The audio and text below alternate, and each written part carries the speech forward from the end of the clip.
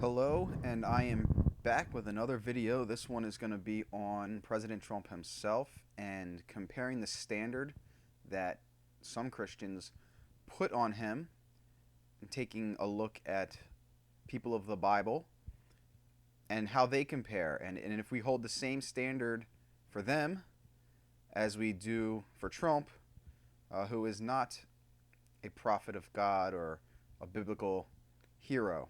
So let's take a look and see if we maybe hold a double standard when it comes to the righteousness of Trump. Um, so I'm going to bring up some names from the Bible. Sure, there's already, you mentioned a comparison to biblical heroes and characters, and I'm sure people already pop into some of your heads if you're a Christian. So I'm going to start off with the less controversial, but still, they had some things that we would really hold against them, it would appear, by the standard today. So, first, Abraham, great hero of the Bible, um, founder essentially of the Jews and now Christians, as we are all seeds of Abraham. So, just, we only think of the good of Abraham, and Abraham did a lot of good, and so that's understandable. But some things that we may not remember, that we would find abhorrent today, even if God had asked, or if someone had claimed God had asked them to do this. So, first, Abraham was going to kill his son. Granted, he knew God would either have to do something to prevent it or raise him from the dead or something because of the promises God made to him, but not something that Christians today would be like, oh, yeah, God told you to do something like that. That's great. Also, remembering that Abraham, um, he was a bit of a deceiver. When he would go into strange lands to keep himself safe, he would tell people that Sarah was his sister, which was a partial truth. Sarah was also his wife, and this almost caused some calamity. Had the kings that he was talking to taken her, that would have brought up some serious destruction to those people. So our biggest heroes in the Bible weren't holy as we like to think sometimes. And Abraham, of course, still called a friend of God and did wonderful things. Jephthah is in the Hall of Faith. He had made a pledge that if God would help him win the battle, he would sacrifice the first thing that came out of his door when he got home, and that was his daughter. And from the reading of it, it looks like he went through with it.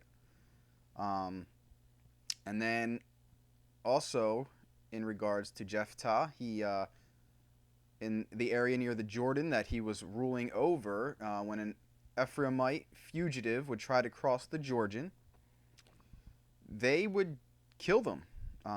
The only questions asked were to try to find out the truth about whether or not they were an Ephraimite, and if they were, and they thought they were fugitives, they would just kill them. And yes, Jephthah also Hall of Faith. Next, and we probably can. We all know some of the shortcomings of Moses. Great, great man of God. Got his people out of Egypt, and how'd that journey begin? Well, that really started when he was caught killing an Egyptian, and he had to flee. Um, so talk about your past sins, right?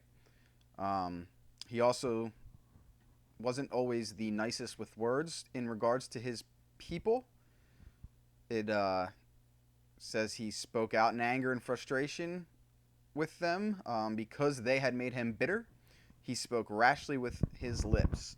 And then, being the hothead Moses was, when God had directed him to speak to the rock to bring forth water, he struck it twice, which of course was, why he was punished, in the eyes of us so severely for doing so.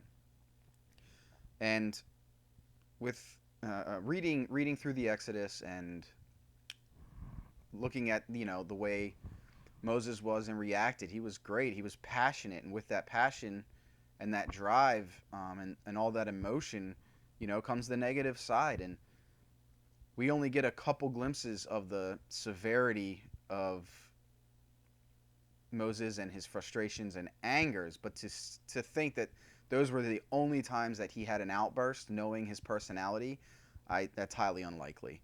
I'm sure that at the rate that his people sinned and just did wrong so quickly, um, of course this is an assumption on my part, but I think it's a safe assumption based on what we know of him, that the outbursts and anger were probably more frequent than we think. But that is not what we remember about Moses. That is not what we think of when we think of Moses. We think about, his communion with God, and rescuing his people out of Egypt and leading them through the wilderness and bringing down the 10 Commandments. We don't sit and think of, oof, he said some things harshly. Um, he out of anger lashed out at the rocks, and was mean to his people sometimes, and we can't tolerate that. We don't like that. No, his good deeds and the drive and the things he did for God way overshadow those, and we hardly remember his faults. Paul. Paul was, of course, great. He wrote most of our New Testament. We love Paul. We look up to Paul. We cherish his words and how to live and for God and for the church. Um, Imagine if all we did was bring up Paul's past, and I don't know if he can be relied on because of his past. Paul was there and approved of the stoning of Stephen. He was entering houses and dragging off men and women and putting them in prison. He did this. He went after people in synagogues. He tried to make people blaspheme. He was persecuting people in foreign cities. He called the Galatians fools. And we are willing to look past these things and forgive Paul. We don't hold on to them and say, well, yeah, he might be doing some good things, but his past prevents me from seeing his present and the strides that he's making now. Then we have Peter. Peter denied knowing Jesus 3 times to save his own butt. So outright liar. In Peter was also known, says things when he shouldn't. Just gung ho, goes at it. Doesn't sit and think about what he's doing. Imagine Peter with a Twitter. He also, people coming after his leader Jesus, and takes out a sword and cuts off their ear. Rash guy. Serious control issues, right? He even scolds Jesus and tries to correct him. And so we don't think of Peter like that. We think of Peter and the church and the good things of Peter and stepping out in faith on the water and walking to Jesus. And, that's how we remember Peter. And we don't think that these other things that he did, well, we can't take Peter's word for anything, because, he's a screw up and he's a hothead, and he blurts things out and reacts in a negative way. That's not what we do with Peter. Samson. How's Samson remembered? He's in the Hall of Faith. So Samson is remembered for his faith.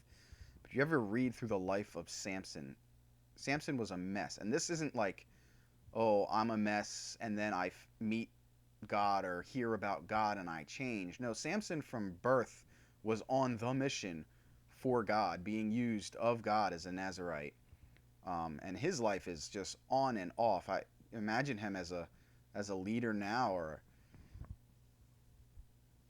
anyway. So he was supposed to live by the Nazirite vows, which we know he did not. He took a wife from an unbelieving people, which he was not supposed to do. Good thing God can use or intends to use us when we do the wrong thing. But because of his lust for them, he offered a wager for a riddle, and his Philistine wife that he shouldn't have taken betrayed him. And Samson became so enraged that he killed 30 Philistines and used the stuff that they had to pay off his wager. Samson's wife was then taken from him, and of course he got mad. So he burned the Philistines' crops and then killed a bunch of them after his wife was killed. Of course, the Philistines were not cool with this, and so they went out to get Samson, who was hiding out. And then Samson, that's when the story we know, oh, great Samson, picks up, I think it's the jawbone of a donkey, and kills 1,000 Philistines. And then in Gaza, Samson goes and hires a prostitute. Samson falls for another Philistine, Delilah, and later reveals the secret to his strength to her, which of course ruins him. And they get a hold of him because he's got no power anymore. Remember now, all these things that I mentioned, Samson is living as a Nazarite and supposed to be doing the work of God as a leader for God, and this is what he's doing. And we don't sit and harp on these things. We remember Samson as a great warrior for God, and he's in the Hall of Faith. And we remember the ending of the story, right? Samson tied to the pillars, remembers who he is, remembers who his God is, and gets one last blessing from God with strength and tears down the pillars and brings down the building. And then King David. We love King David, and he's a great guy to look up to. But King David had some skeletons in his closet. It was one of the greatest kings of Israel. So many wonderful psalms and words spoken by this man that we love. If we're in a bad time or in a hard place, go read the Psalms. We remember him as a man after God's heart. But David, while king, while in leadership, right? Self-control issue, right? Lust. He committed adultery, and then he confessed it and made amends with everybody. No. He deceived the husband, pretended to go out on battle, pulled everybody back, and had him killed so that he, cover up the lust, get the woman that he wanted. And this is during his kingship. So he's an adulterer and a deceiver and a murderer during his leadership. Also, in regards to the Psalms, we love the Psalms of peace and of comfort and strength, and we focus on them, and we love to bring them up. But I challenge you to go read Psalms like Psalm 69, 109, 137, 139, and there are several more calling for vengeance and destruction and in ways that are vile and hateful and gruesome. Couldn't imagine if he was giving a press briefing using these terms, or his Twitter feed, and what we would be thinking of him. And get King David, remove King David. He is terrible. He is hateful. He's an adulterer, a murderer. His words are, unbearable. They'd be hard to listen to for us nowadays. And then the last one I want to bring up, and the most controversial, of course, of them all, is Jesus. Yes, Jesus, the loving creator, comes down to save us, teach us how to live and how to be. Of course, Jesus never sinned. So what in the world could I bring up about Jesus? Well, I'm just basing this on the standard that we have today for what we should and shouldn't say and shouldn't do. So Jesus calls the Pharisees and scribes fools, calls them vipers, says that they are evil, asks, how are you going to save yourselves from hell? Right? He turns the tables, chases people out of the temple with a whip. Where's the love in that? One thing we forget about Jesus saying, Jesus says, you hurt one of my children, don't do that. Don't cause them to sin. It's better for you to have a stone tied around your neck and you're thrown in the ocean. Wow. A loving God said that. Imagine that today. The President of the United States, right? If you kill a baby in the womb, it's better that you put a stone around your neck and throw yourself in the ocean. Or calling the leaders on the other side a fool or vipers or evil. We wouldn't have it. There would be Christians rebuking Jesus or correcting Jesus. Not all Christians, of course, but just I hear the ones that don't even consider the good, and they look at, There wasn't love in those words, and those reactions were just out of control, flipping tables, chasing people with a whip. So, remembering this, we have all these great heroes of the Bible, and we don't focus on the mean, harsh things that they said or the things that they did that we don't understand or don't see as loving. Remembering that Trump was not elected to be a judge for God or a prophet or a disciple or a pastor. He was elected to be the president of the United States. And focusing on the good things that he is doing that are in line with biblical truths and our faith as Christians.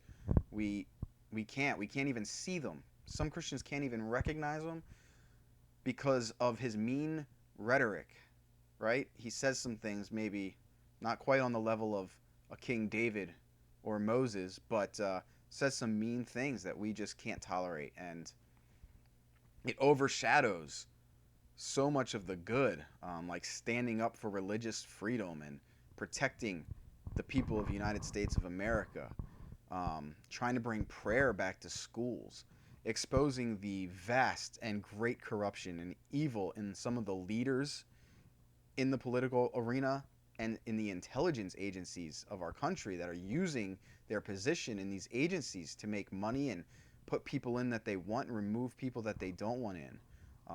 This president's administration has arrested more pedophiles and sex traffickers than any other administration, and he's put up 2 executive orders to try to fight this. The most recent one with having to do with websites and online trafficking within the government agencies. He's fighting to stop the entry of drugs into our borders and fighting against the abuse of prescription drugs within the country. He's putting people back to work by bringing industry back to the country. And most importantly of all, the one that overshadows all of these other wonderful, godly things that he is doing is how outspoken he is for the life of the unborn child. First president in the United States to ever address the March for Life. In the words of the president, all of us here today understand an eternal truth. Every child is a precious and sacred gift from God. I'm proud to stand with you to protect the right of every child, born and unborn, to fulfill their God-given potential. So I think we need to consider, particularly the Christians that holds this higher standard for him than they do these men of the Bible. What are his actions? What is he doing? And what does that align with? Are his actions against God, or do they seem to be for God, with God, for the good of humanity, for the good of people, for the good of the most innocent of people? I think God uses people that seem hard and crass to us because they seem to have a greater determination and fearlessness to push and to do what is right when everybody is coming against them. There are kind, soft-spoken people that can do that, but at least from my experience, they tend to be gentle and they don't like to push back or cause conflict, and they tend to be more people-pleasing. Where the Trumps and the Moses and the King Davids, they're blunt and can seem mean and harsh, but they don't back down. I don't know that a gentle person could have come against the people in politics and behind the politics and these intelligence agencies who will run your name through the dirt, make up dossiers, lie about you to make you look like a horrible person. Who could handle that? Even a regular person. Like, take a Ben Carson. I think he would have bowed out, and I love Ben Carson. I think he would have bowed out way long ago. Wouldn't have been able to handle that. So a gentle, soft-spoken person who isn't going along with what he's being told is not going to be able to withstand the kind of scrutiny and pushback that someone like a Trump is able to. And in doing so, he's protecting Christian values. and protecting the people that believe in them. I know this, that all of us say or act in ways that are very similar to President Trump, but hardly any of us are doing the work for good and standing on biblical truth in the ways that he is. And so I just would beg you to be prayerful about it, um, to consider great biblical leaders in the past and the flaws that they had, and how we look past their flaws because of the great wonderful things that they did, and take that into consideration, and the standard that we're putting on Trump of, well, I can't consider the good works and the protections for Christianity and the unborn that he is doing because he says some mean things, or he has some stuff in his past that I do not like and I just can't accept. So think about those things, in regards to him, and don't just push him off or throw him under the bus. Um, Imagine if this keeps going, the greater amount of sex traffickers that he will be arresting, and children he'll be saving, and women, adult women. And what if he can get these reforms pushed through for the unborn? Isn't it worth it over his mean tweets to be worth protecting the life of the unborn? Anyway, just my thoughts on the matter. Thank you for listening.